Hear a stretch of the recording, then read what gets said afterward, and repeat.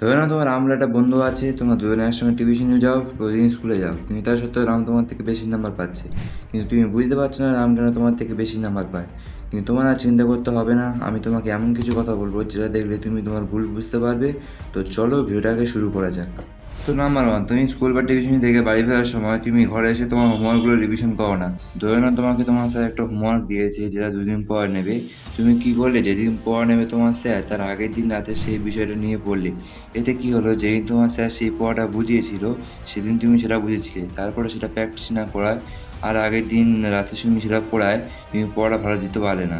এবং এটা তুমি বারবার করলে পড়া মনে না রাখতে পেরে তুমি পরীক্ষা কিছু লিখতে পারবে না এবং পরীক্ষায় কম নাম্বার পেলে।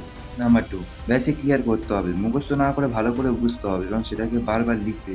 তুমি তো এটা করো না, তাই রামের থেকে নাম্বার কম পাও। তাছাড়া পরীক্ষায় একটু হার্ড প্রশ্ন আলে তুমি সেটাকে ছেড়ে দিয়ে চলে আসো, কিন্তু রাম সেটা করে না, তাই সে নাম্বার বেশি পায়, তুমি নাম্বার কম পাও।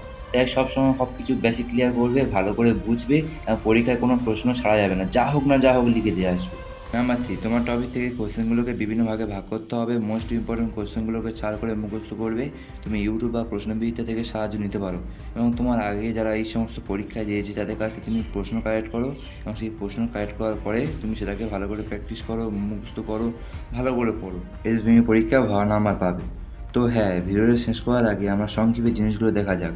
তো নাম্বার ওয়ানে আমি বলেছিলাম তোমাকে তোমার স্যার যেদিন যা পড়াবে তার সঙ্গে সঙ্গে এসে রিভিশন করবে। নাম্বার টুতে আমি বলেছিলাম মুখস্থ না করে পড়া ভালো করে বুঝতে হবে।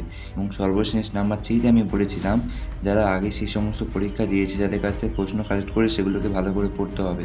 আর ভিডিওটা যদি ভালো লেগে থাকে লাইক, সাবস্ক্রাইব, শেয়ার করে আমাদের পাশে থাকুক, কারণ এইরকম ভিডিও আমরা এই চ্যানেলে প্রতিনিয়ত সাথে থাকি। সর্বশেষে একটা কথা বলতে চাই, thank you for watching in this video. তোমার পরীক্ষা ভালো হোক এটা আমি কামনা করি।